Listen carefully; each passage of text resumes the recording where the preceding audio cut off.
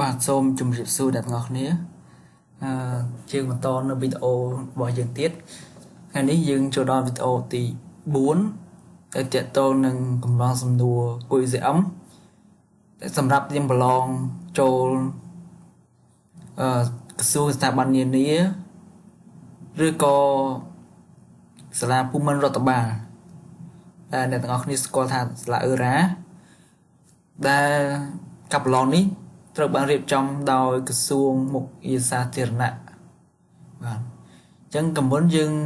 បានសិក្សាយើងបានមើលពីសំណួរទី1ដល់សំណួរទី30រួចមកហើយអញ្ចឹងយើងថ្ងៃហ្នឹងទៅបន្តចាប់ពីសំណួរទី31តទៅទៀតបាទអញ្ចឹងសំណួរទី11គេសួរថាតើកត្តាដែលនាំឲ្យប៉ះពាល់ដល់អនាម័យនិងសោភ័ណភាពនៅក្នុងឃុំសង្កាត់គឺអ្វីខ្លះអញ្ចឹងគេឲ្យចម្លើយមក4គឺកមានមនុស្សច្បាប់សង្គមនិងការគ្រប់គ្រងការដឹកនាំខមនុស្សច្បាប់សង្គមការគ្រប់គ្រងការដឹកនាំកមនុស្សច្បាប់សង្គមការគ្រប់គ្រងនិងការដឹកនាំខមិនមានចម្លើយអញ្ចឹងចម្លើយដែលត្រឹមត្រូវគឺចម្លើយកយើងចូលដល់សំណួរទី32តើបញ្ហាប្រឈមនានាដែលពាក់ព័ន្ធនឹងអនាម័យសោភ័ណភាពនៅក្នុងឃុំសង្កាត់គឺបណ្ដាលពីអ្វីគឺកមនុស្សអិរិយាបថចំណេះដឹងទម្លាប់សិលធម៌និងប្រកបត្តិខច្បាប់កង្វះខាតភាពខ្វះចន្លោះភាពធូររលុងកកត្តាសង្គមខ្វះការចូលរួមពីសហគមន៍ខ្វះការទទួលខុសត្រូវខគឺកត្តាការគ្រប់គ្រងឬការដឹកនាំគឺខ្វះយន្តការខ្វះការគិតគូរខ្វះការដឹកនាំអនុវត្តងចំណោយខាងលើទៅទាំងអស់អញ្ចឹងបើយើងវិភាគតាមជំរឿសកក៏ត្រូវខក៏ត្រូវកក៏ត្រូវទាំងមនុស្សច្បាប់សង្គមនិងការគ្រប់គ្រងសុទ្ធតែត្រូវទាំងអស់អញ្ចឹងចម្លើយគឺមានតែមួយគត់គឺចម្លើយងចម្លើយខាងលើគឺត្រឹមត្រូវទាំងអស់អញ្ចឹងយើងចូលដល់សំណួរទី33តើដើម្បីដោះស្រាយបញ្ហាប្រឈមពាក់ព័ន្ធនឹងអនាម័យនិងសោភ័ណភាពក្នុងឃុំសង្កាត់តើគេត្រូវធ្វើដំណេកខ្លះតើពាក់ព័ន្ធអ្វីខ្លះកផ្សព្វផ្សាយអប់រំអំពីអនាម័យការរស់នៅស្អាតនិងបរិស្ថានខផ្លាស់ប្ដូរទម្លាប់និងអិរិយាបថកមានផែនការប្រើប្រាស់ដីធ្លីឲ្យបានត្រឹមត្រូវខពង្រឹងបណ្ណដ្ឋានច្បាប់និងការអនុវត្តរៀបចំគ្រប់គ្រងសំណល់និងសោភ័ណភាពងមានយន្តការរៀបចំគ្រប់គ្រងកាកសំណល់និងសោភ័ណភាពចលើកទឹកចិត្តបំផុសស្មារតីចូលរួមនឹងការទទួលខុសត្រូវបាទឆបង្កើនការគ្រប់គ្រងអញ្ចឹងតាំងពីលើដល់តាំងពីចំណុចកដល់ចំណុចឆសុទ្ធតែត្រូវទាំងអស់អញ្ចឹងចម្លើយ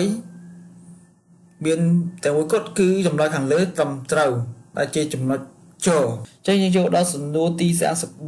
34តើទឹកដីកម្ពុជាក្រោមត្រូវបានបាត់បង់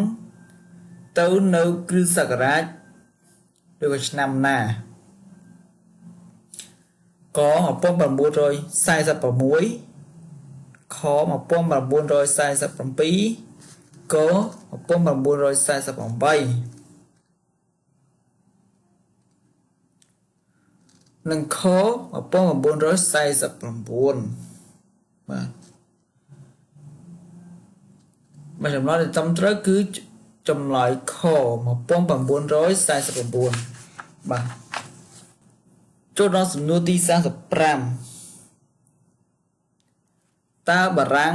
ដាក់នឹមត្រួតត្រាប្រទេសកម្ពុជាអស់រយៈពេលប្រមាណឆ្នាំក70ឆ្នាំខ80ឆ្នាំក90ឆ្នាំខ100ឆ្នាំបាទបារាំងបានដាក់អាណានិគម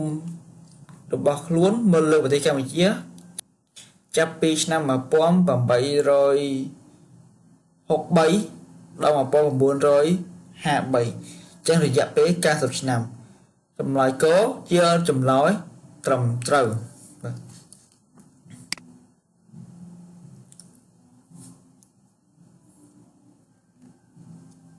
ចូលដល់សំណួរទី36តើទៅនឹងបឹងទន្លេសាបបឹងទន្លេសាប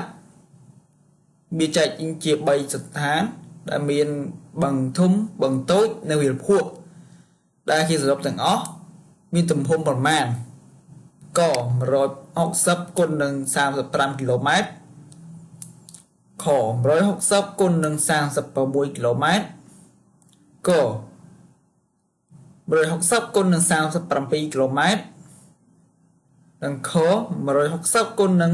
38គីឡូម៉ែត្របាទចម្លើយត្រឹមត្រូវគឺចម្លើយក160គុណនឹង45គីឡូម៉ែត្របាទឥឡូវយើងចូលដល់សំណួរទី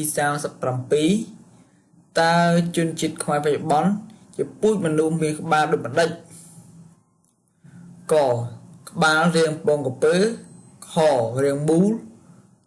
ករាងពយនិងខរាងទ្រវែង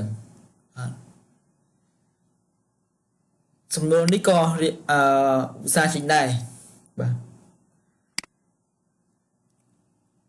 សំណួរងាយតែយើងអត់ចាប់អារម្មណ៍ក៏មិនជាងាយដែរពេលប្រឡងអាចនឹងភាំងគឺក្បាលពយចូលដល់សំណួរទី38ទាក់ទងនឹងបុរេប្រវត្តិតើស្ថានីយ៍បុរេប្រវត្តិសាស្ត្រខ្មែរសំរោងសែនស្ថិតនៅក្នុងខេត្តណាកកំពង់ឆ្នាំងខសៀមរាបកកំពង់ធំនិងខកំពង់ចាមចម្លើយត្រឹមត្រូវគឺកំពង់ឆ្នាំង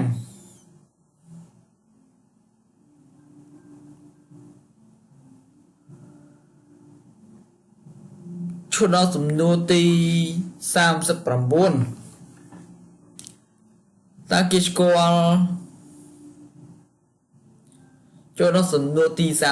39តើគេស្គាល់ហ្វូណនឬក៏នគរភ្នំច្បាស់លាស់នៅគ្រិស្តសករាជមួយណាក49ខ50ក51និងខ52ចឹងគេស្គាល់ហ៊ុនណនច្បាស់លាស់នៅគ្រិស្តសករាជ50ចំបើយខសំណួរចុងក្រោយសម្រាប់វីដេអូនេះគឺសំណួរទី40តើរបាំផ្លយសួយមានដំណើរកំណើតចេញពីជនជាតិសួយដែលរស់នៅក្នុងខេត្តណាបាទមានកកំពង់ស្ពឺខសៀមរាបកបាត់ដំបងនិងខពោធិ៍សាត់បាទអញ្ចឹងរបាំនេះកើតចេញពីខេត្តកំពង់ស្ពឺចំណុចកបាទអញ្ចឹងនៅក្នុងវីដេអូនេះយើងបានមកដល់ទីបញ្ចប់យើងនឹងបន្តនៅសំណួរបន្តទៀតនៅវីដេអូក្រោយ